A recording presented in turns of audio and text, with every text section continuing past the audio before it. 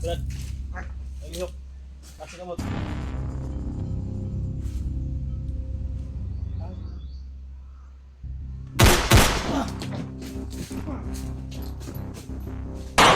Ano sira isa dre?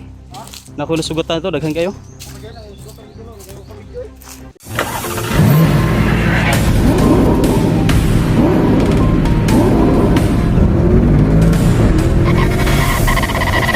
So far away from home.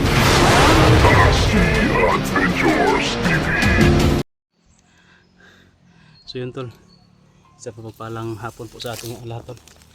Palang araw po o gabi dyan sa ibang bansa kung saan man kayo ngayon.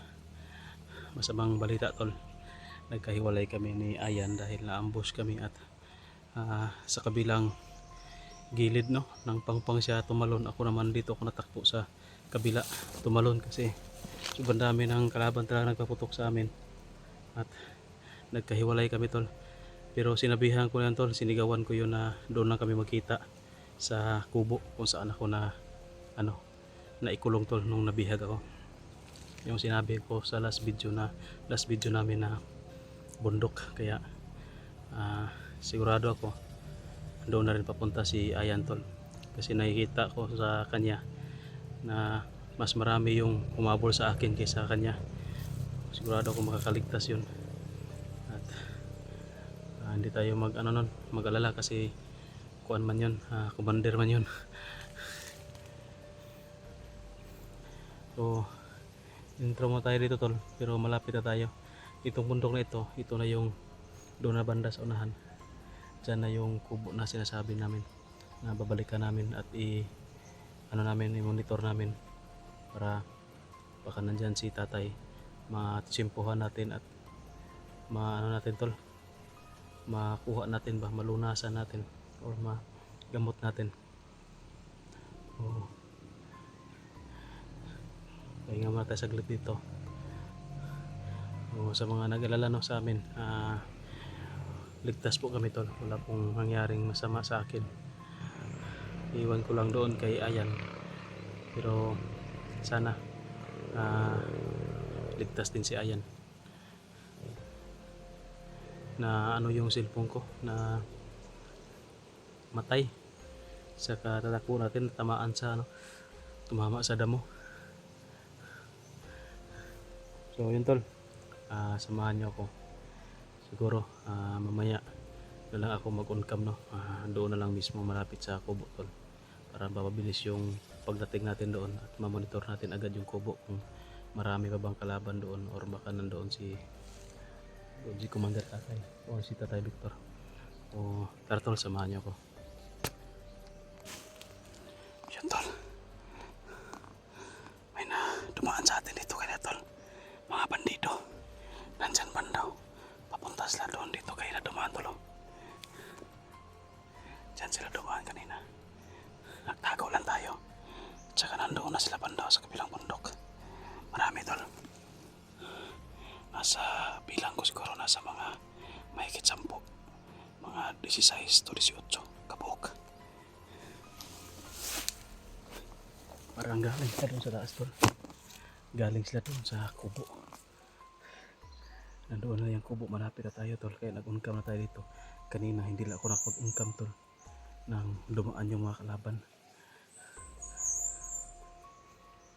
Ni-off ko kasi yung ko tol, in-off ko kasi yung cellphone ko, baka mag-ring ba. Ngayon tayo nakapag-uncam, pero malapit na tayo sa kubo tol. Nandyan na banda yung kubo. Sa tingin ko tol, yung mga tao, mga bandido na nakita ko tol, dyan yung galing sa kubo, dyan dumaan papunta doon. Nandun na sila ngayon yun mga boses hindi na masyadong marinig. Nandun na sa kabilang bundok. Mabuti na iwasan natin tol, kung hindi, kung nakita tayo delikado, baka na tayo, kasagupa natin yun, lihado tayo. Yun tol, patuloy na tayo, didiretso na tayo doon sa kubo. Mas mabuti yung nakaalis na yun sila, para dyan sa kubo baka si Commander Tatay na lang yung, si Tatay Victor lang yung naiwan dyan, natin madadali natin. Umalis yung marami, so kaunti lang yung naiwan dyan siguro. Parang may mission sila siguro tol. Sige. Yeah.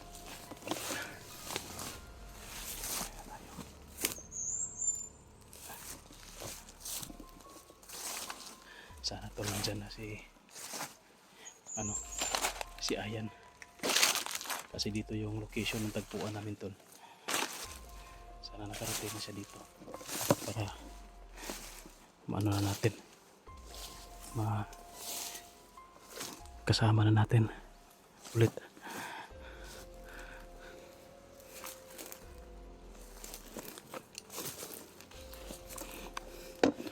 Diyan sila dumaan tol. Yan. Para may dyan nahawan. Yan o. Tapos pumunta doon sa lulukot. Pupunta doon banda. Marami yun.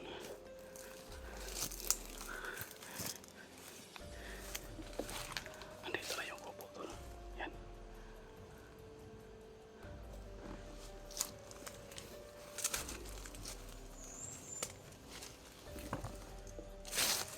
Dadaanan na.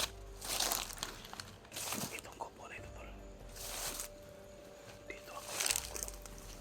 Nakauwi ako, dinala ako dito ni Commander. Kwan. Bagsok. Sige.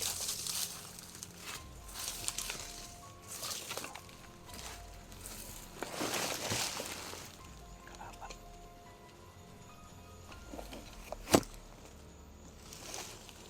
Ay, kalaban tol.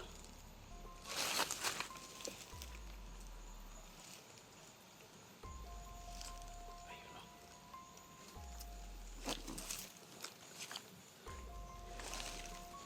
Parang hindi yan si Commander Tatay kasi si Commander Tatay naka-hood yun at saka may may banda ng pula sa ulo.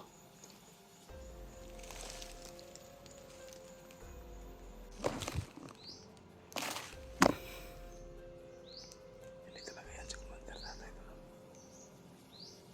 Isa lang yung nakita natin, baka may mga kasama pa yan. Lapitan natin ng kaunti. Pwede siguro kung mag-isa lang yan tol. Baka yan yung tagbantay dyan kasi yung mga kasama niya. Ay, ito daanan pala ito tol. Dito sila dumaan kanina. Pumunta doon sa baba. Yung nasa kupa ay yung nakakita ko kanina. Dito yung galing. Kaya baka ito lang yung nagbantay dito tol. Siya lang siguro mag-isa.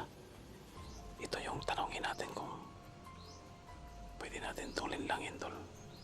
Kunwari tulungan natin, pero kung mabait to, tutulungan talaga natin. Pero kung masama to, tulungan natin ihatid doon sa kay Satanas. Pero pag mabait to tol, tulungan natin ito magbagong buhay. Pero tingnan muna natin what time yan siya, baka pain lang yan.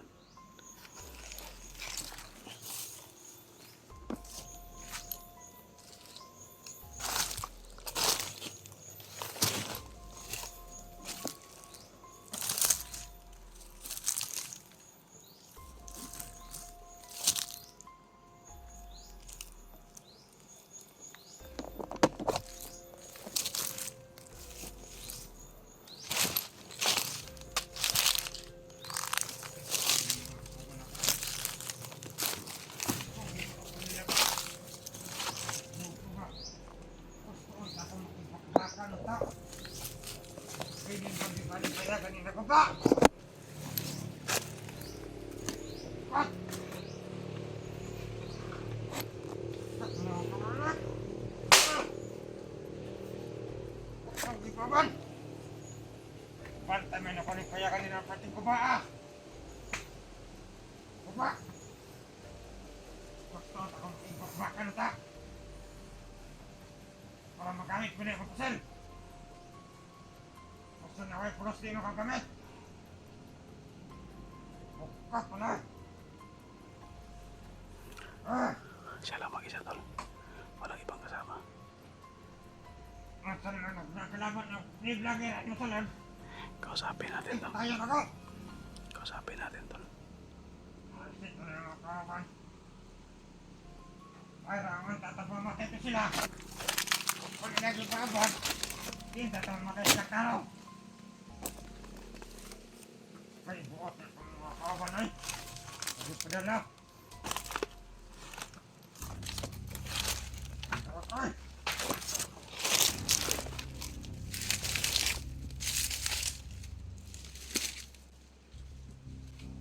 Ah! Brad, Ah! ay lihok. Kasi kamot. Ahasip mo na tatay. Ang bulo na. Gusto ka magbago? Bangan ta ka. Oh, Ay lihok ha.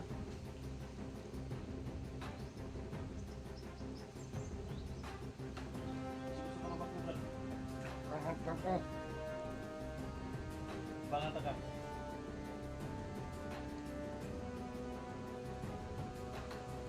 Gusto ka rin sumunod tatay. Kapal yung lagyan.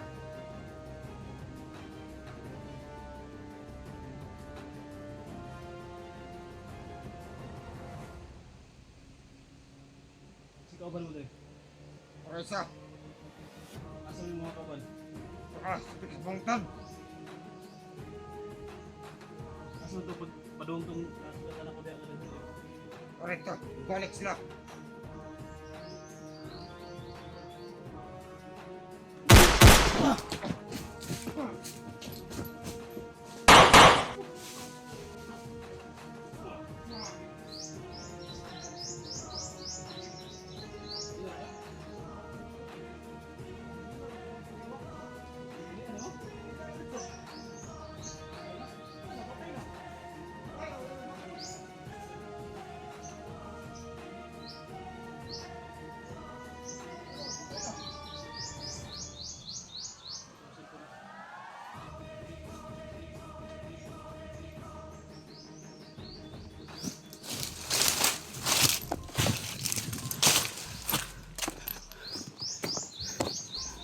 Uy, kauban ni sira isa dre.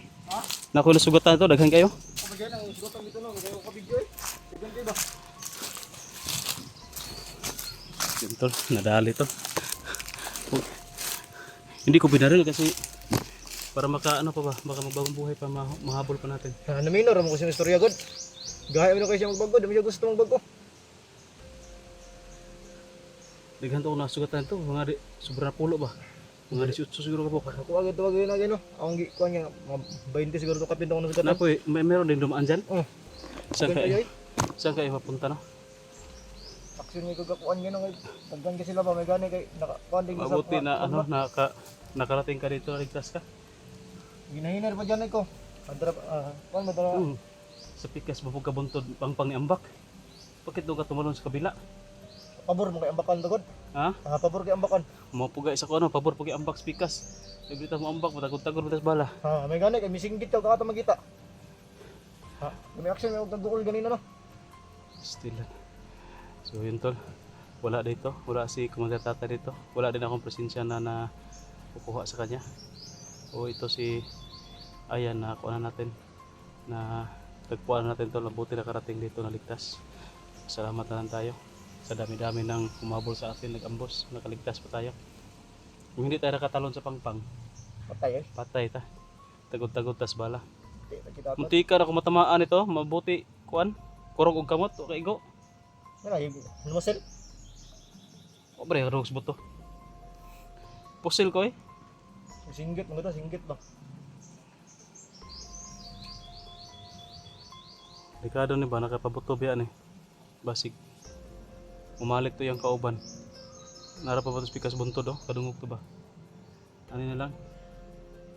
Hawa lang to dre. Alis muna tayo dito tapos doon tayo sa yung isang kubo ito. Basta hindi lang muna natin sabihin. Yun tol, hindi lang natin sabihin tol kung saan tayo papunta. Basta ito, ano natin to. Confirm natin lang dito na walang tao yung kubo tol. At may nasalubong tayo kanina, marami. Paalis na sila. At ito yung isa tol. Ito yung tagabantay dito. Yan o. Isa ko na sunugod na eh. Paligid na sa buso. Paligid na eh para ano na. Kapoy na si sunog. Ang taguan lang baka nang hindi na makita sa kauban ba para mabaho. Sige, bali ang karaliog mo na. Yan ang liya guys, koto ganito na. Natura ma kuan bapo ato gula to na matay kay tanungin siya natin pero ayaw talaga tigas. Dahil pagkagulong yung tarihan bud. Di ko ganaana kay hindi ko sasaktan sana ba. Yan lamina pag gani ko no, bisig wala pa ka ba. Amo ta nagkuan ako. Hindi ko sinasaktan tol kasi parang gusto ko sanang kausapin ba. Baka susuko sa atin, tutulungan natin na magbagong buhay at makatulong sa atin sa pagturo kung saan pumunta si Commander Tatay kasi wala dito. Baka umiinda-inda ba yun sa sakit sa orasyon na tumama sa kanya. Sa akin nga masakit pa rin yung katawan ko natamaan sa orasyon niya pero kaya tala na ako ba. Tara. Paligid na ron niya. Si Bata tadre. Paligid siya ko.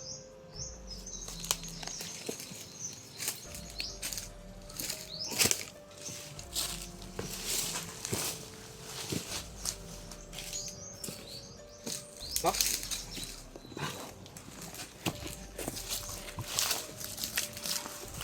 Dito tayo kasi doon banda na bundok na yun. Yung kubo sa likod niya nandun yung kubo. Diyan tayo papunta. Ha? Tara.